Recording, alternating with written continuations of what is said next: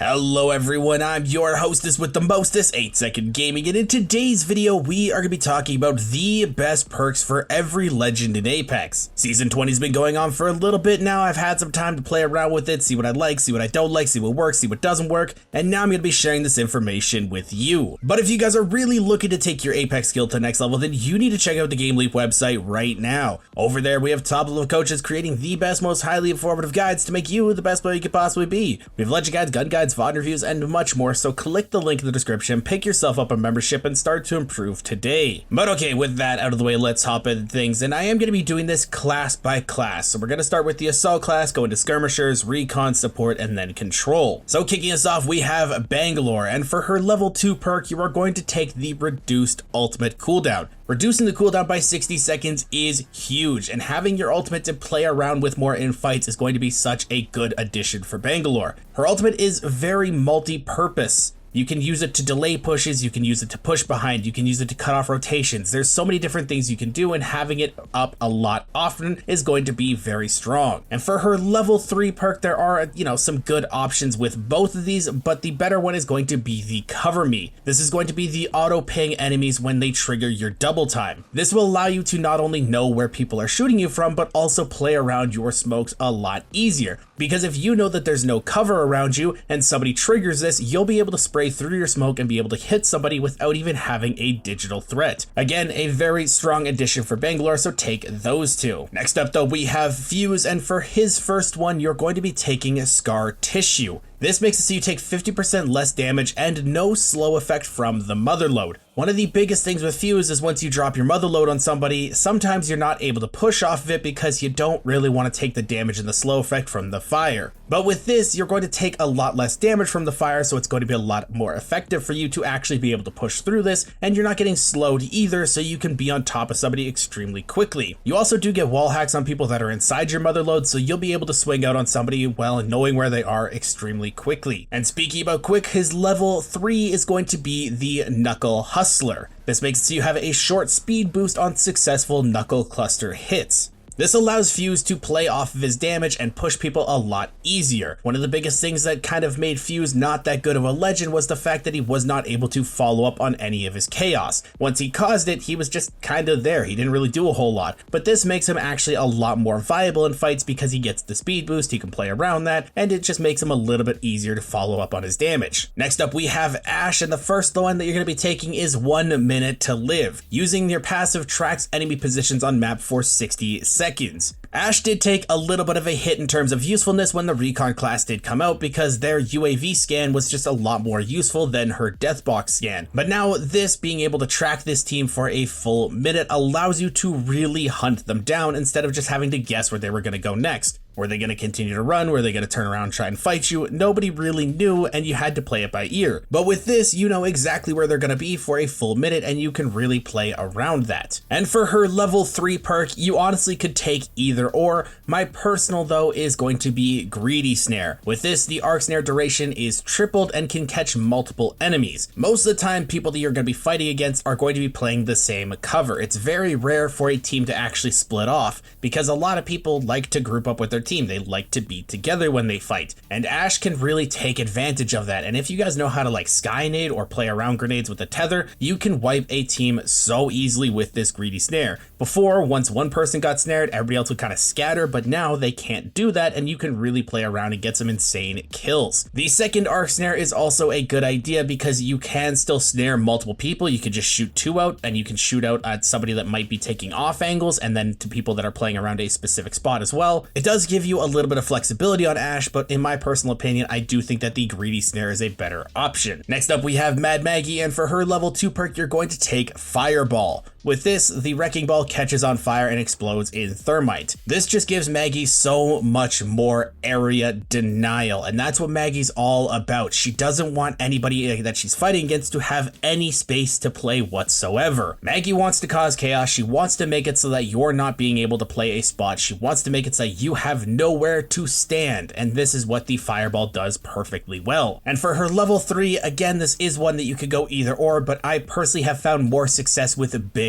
Drill. This increases the depth and the width of the tactical by 50%. And with this, you can actually shoot your flame behind something that's like 18 meters long. The depth that it goes is absolutely insane, and you can really catch people off guard with this. Also, increasing the width is nice because sometimes when you throw out the riot drill, people are able to play like the tiniest little sliver of cover and not be hit by it. So this makes it so that even if they do have a little bit of a wider area to play, you're going to be cutting that off as well. I do know that some people like the increased riot drill, but it does reduce the active duration by 25%, and I don't like that. You're having to shoot both of them to actually get any meaningful damage off. So that's why I like the big drill instead, because you're still going to get the nice duration. It's going to be wider, so they're going to have a harder time dodging it, and you're just going to have a little bit more use out of it. But last up in the assault class, we have Ballistic, and for his level 2 perk, this is going to be a personal choice for you, though I do highly recommend the care package Insight. The relevant types of ammo in the death box is not really that useful because typically you're going to be checking death boxes anyway, but being able to see what's in a care package can allow you to potentially plan your rotation out differently or make it so that you know what's in a care package, so if a team takes it, you know exactly what weapon they have and you can play around that. And for his level 3, this is another personal choice,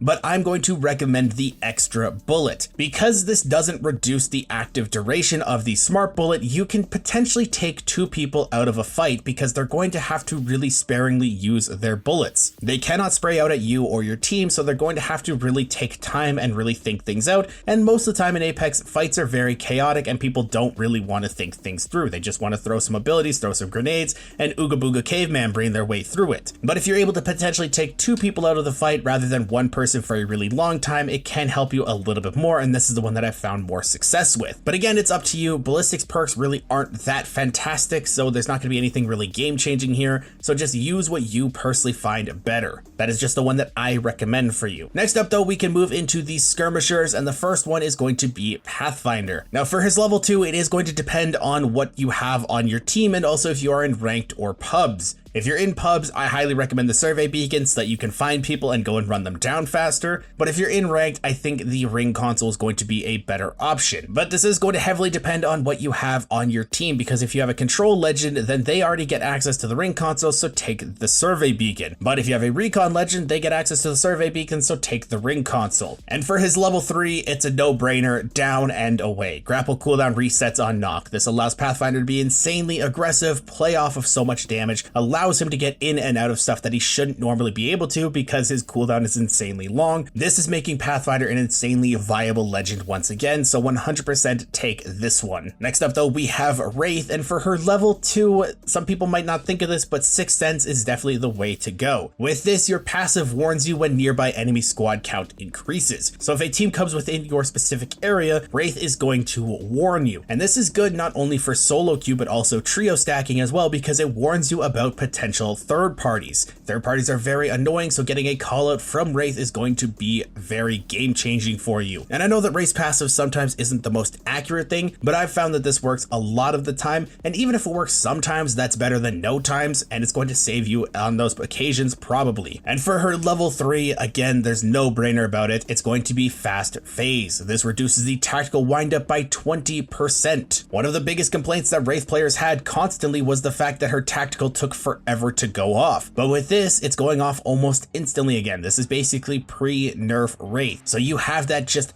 absolutely overpowered get out of jail free card at your disposal once again. Moving forward, we have Octane, and straight into his level 2, you're going to take Thick Skin. You take 25% less stim damage. This is just reverting a nerf that Octane got a few seasons ago. It's a very strong addition. It's going to allow him to just spam his stim a lot more often, and it's just the best option for him in his level 2. And for his level 3, again, this is going to be one that is going to be personal choice, depending on what you like a little bit more, but I am going to recommend Mad Hops, where you gain an extra launch pad charge. The launch pad is very strong for pushing teams and getting in and out of fights, so having an extra charge up your sleeve is going to be very useful. Though if you are controller, changing directions with the launch pad double jump, it might be the better option for you, because this does allow you to potentially tap strafe in quotation marks. So if you're trying to be a little bit more movement based, take the airborne agility. But if you're trying to be a little bit more team oriented and get your team in and out of fights or potentially push off their damage, take Mad Hops. Next up, we have Revenant, and for his level 2, you're going to take Murder Machine.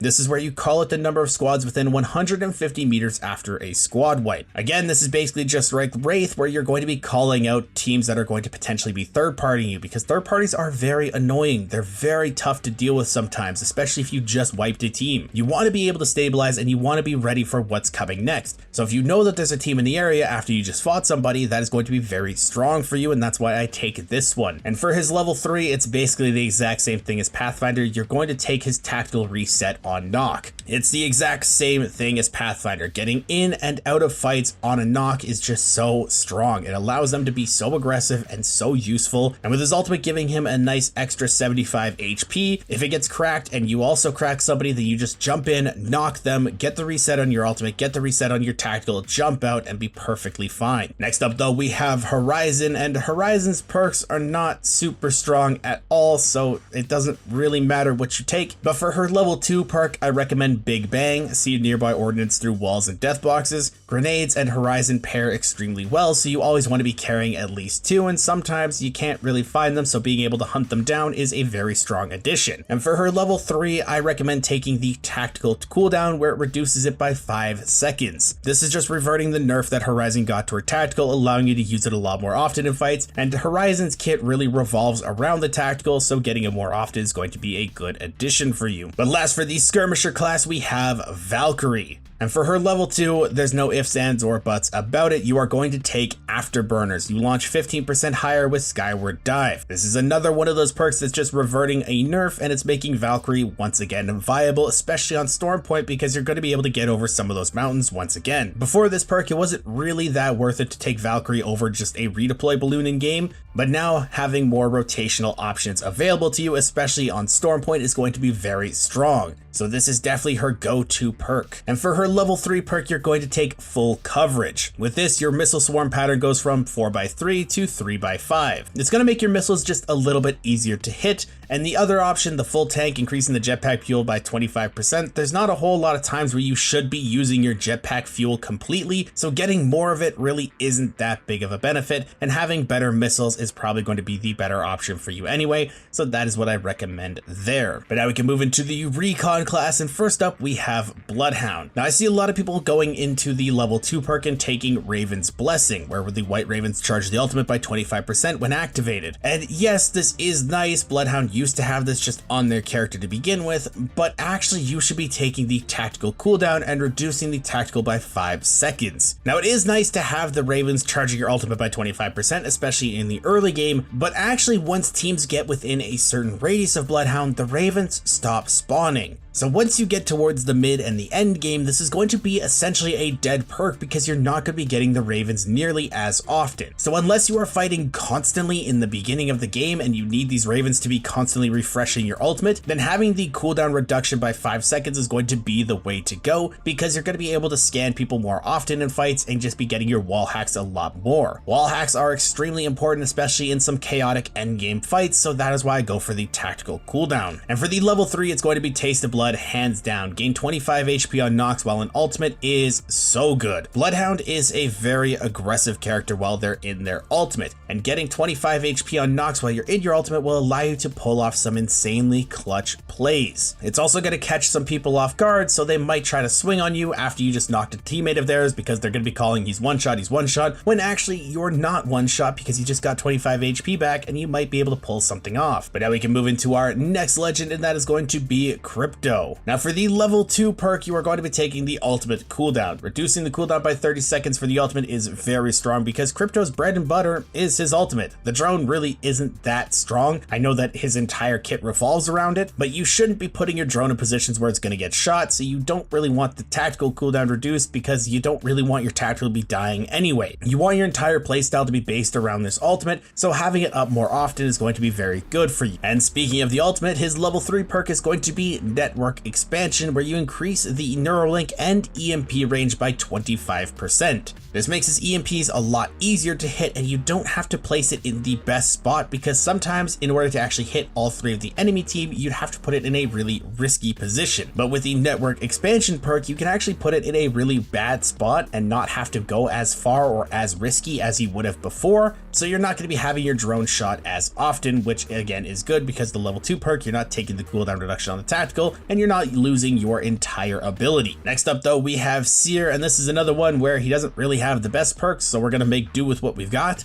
And for his level 2, we're going to be taking Long View. This increases the passive and tactical range by 25 meters. Being able to hit people from a lot further away with your tactical is going to be extremely strong. And also being able to see if people are ratting from a little bit further away is also going to be good because you're not going to be caught out as often. I know some people take Racing Hearts for the faster movement, but honestly, you don't really need it on Seer. He doesn't really get affected by it, so it's not the biggest issue. And for his level 3, this again is just really underwhelming, but I think Focus Scan is going to be the better option here. This increases the tactical scan duration by 1.5 seconds, so once you hit somebody with it, you'll have a better idea of where they're going. The increased throw range of the ultimate by 20 meters isn't really that good. If you're using Seer and you're using his ultimate, you should be running up to the spot that you're going to be using the ultimate anyway. It's not really affecting Seer to be throwing it 20 meters ahead of him. I do think that these perks are awful and need a rework, so you honestly could take just whatever you want and probably still play the exact same way. So for all of the like 3 Seer mains that are still out there, I'm sorry for you guys. But last in the Recon class, we have Vantage. And for her level 2 perks, you could take the ring console if you don't have access to it,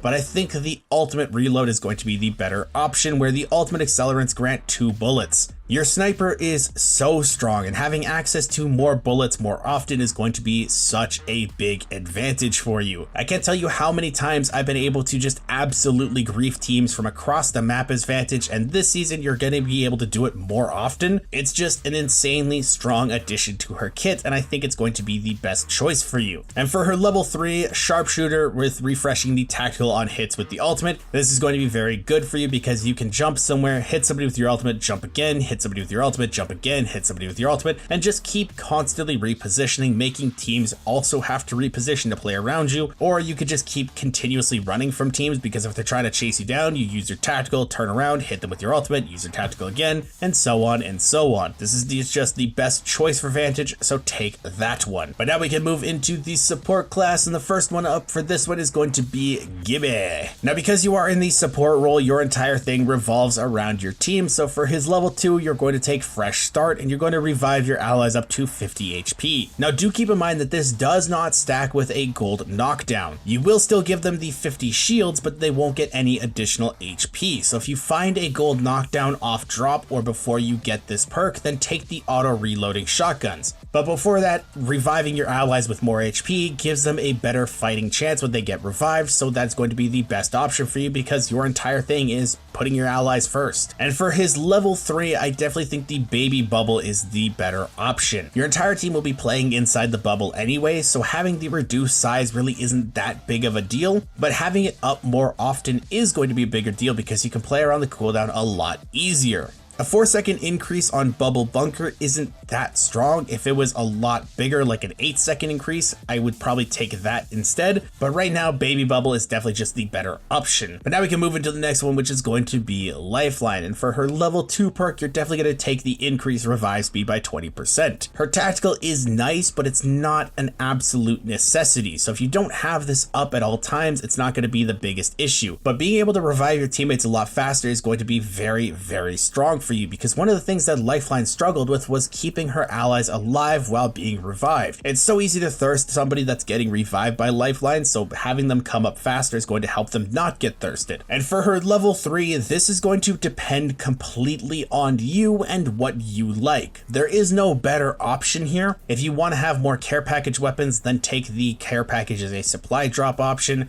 But if you want to be a little bit more selfish and play around yourself, get the self-revive option. Now this self-revive option is not nearly as strong as it used to be, so it's not a must-have perk like it was before, where if this team had a self-revive and you didn't, you were just screwed. But it is still a nice option to have every now and then and can help you out in a pinch. So again, both these are on equal level. I don't think one is better than the other. Play around with it, see what you like, and go from there. Next up though, we can go into Mirage. And for his level 2 perk, it is actually going to depend on what kind of Mirage player you want to be. Mirage does struggle with actually fitting into a role on a team. Sometimes he's a support, sometimes sometimes he's a secondary fragger. It really depends on your playstyle. So if you're slotting more into the support role, then taking the revived allies with health regen up to 75 HP is going to be the option for you. But if you're trying to be a playmaker, then gaining an ult decoy and reducing the cooldown by 30 seconds is going to be the better option, because you're going to have your ultimate up a lot more. And for his level 3, refreshing the tactical on successful bamboozle is going to be the option for you, because you can just be constantly shooting out clones, especially if the enemy team doesn't realize that they're shooting a decoy.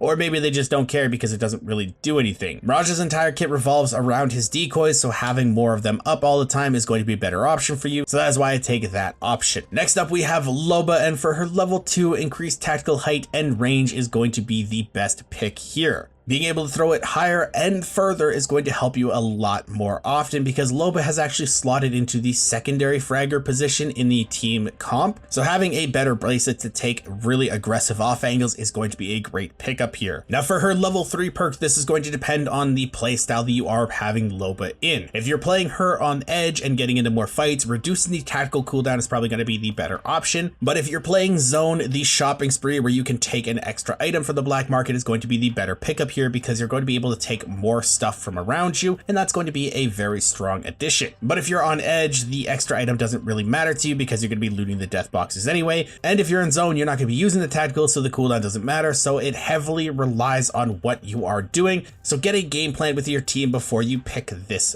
perk. Now next up, we can get my boy Newcastle rolling. For his level 2 perk, again, this is going to depend on what you are doing with your team. If you're playing edge, you're definitely going to want to have your mobile shield increased to weapon sprint speed. This will help you and your team push people, especially if they are bunkered up. The shield was extremely slow before, but having this option will allow you to play around it a little bit easier and be a little bit more aggressive with things. But if you're playing zone, then having the mobile shield segments gain 250 HP will help you a lot more often, because it's going to make teams waste a lot more ammunition in order to actually break things and try to pressure you. If you're having teams waste ammo on your shield, that's ammo that they don't have to actually shoot you later on. And for its level 3, you're probably going to want to take Miracle Worker, where allies are revived with health regen up to 75 HP. Again, getting allies up with increased HP and giving them a fighting chance, especially with regenning health up to 75 while they pop a battery, is going to be very, very strong. But again, this does not really stack with the gold revive. So if you find one of those off drop or before you take your level 3 perk, then just take the other option with the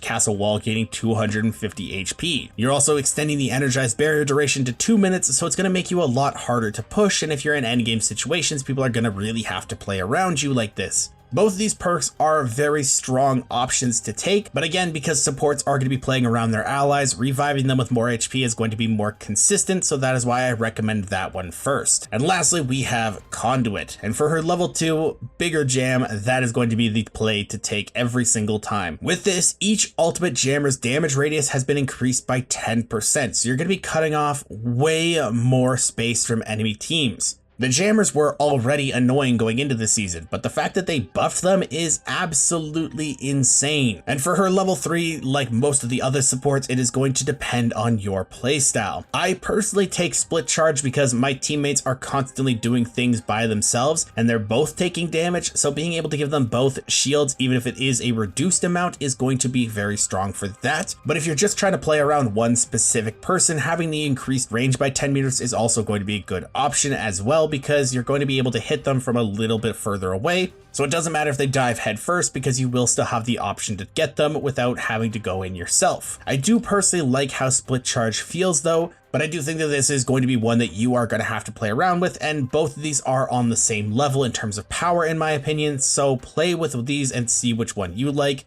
and also which one fits better with your team's playstyle. But now we can move into the control legends, and first up we got the Gas Daddy Caustic, and for his level 2, Particle Diffuser is going to be the way to go. Increasing the ultimate's area of effect by 50% is super stonk. The gas is everything with Caustic. It is just his entire character. Without the gas, you are just a really big walking guy and you're not really doing a whole lot. And having gas in a bigger area is going to be very, very, very strong for you, especially playing off his level 3 perk, which is going to be Breathe It In, where you regenerate HP while enveloped in Nox gas. The other option, where your Nox vision persists for longer, really isn't that big of a deal. It doesn't help you at all, but being able to regenerate HP while in Nox gas is so strong, because if you get cracked and take a lot of damage per se, then you don't really have to worry about popping any syringes or medkits, because you can just throw down some gas, delay the push on you, and just pop a battery and be perfectly fine. Caustic did get some absolutely nutty picks with both of these perks, so these are definitely the way to go. Now next up we have my girl Watson. I absolutely love Watson. She feels incredible this season, and she also does have some very strong perks to play around with here. Now for her level 2, this is going to be personal choice for you, because they are both very strong options.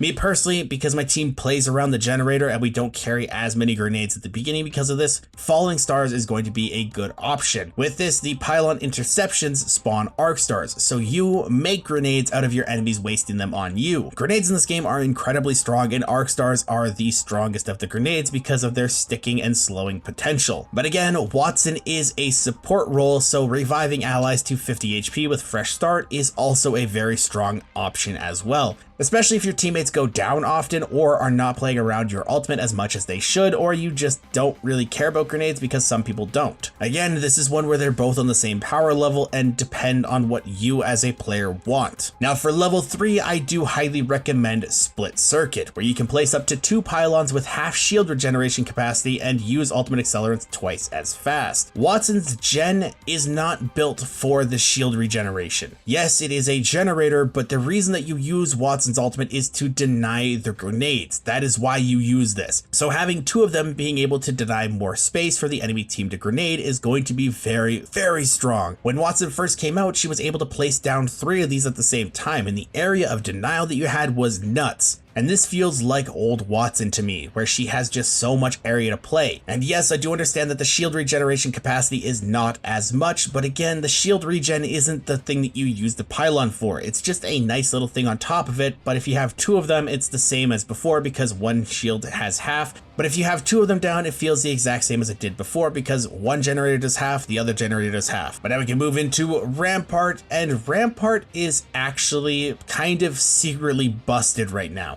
She feels incredible to play. I cannot believe that I'm saying that, especially people that watch this channel a lot. You'll know that I haven't really been on Team Rampart, but her perks are basically all very strong. It doesn't matter which perk you take, because they're all going to be very, very good options. Though for her level 2, if you're not playing around Sheila as often, then you can take Bandolier and carry more ammo for your LMG to spray down at people. I found that I was taking this more often in ranked because we were playing around the walls a little bit more and we weren't using my ultimate as much, so it didn't really matter if I had the cooldown reduced, because I just had more ammo to play around with. And for her level 3 perks, again, both of these are incredible. Though if you are playing around your walls a lot more than Sheila, I do recommend the faster reload. This one felt so much better to use, especially in some close fights. Sheila is good and can be incredibly powerful, but Rampart's walls I feel are more consistent than Sheila, so having the wall potential is just a little bit better. That is why I found myself personally taking amped reloads more often, so I do recommend you try and play around with this a little bit, see how you like it. And the last legend is going to be Catalyst. Now Catalyst basically just got all of her nerfs reverted with her perks, so it depends on what you want with these. Though for her level 2, I do recommend Sister Spikes, where you increase the maximum number of active spikes by 1. The throwing range isn't really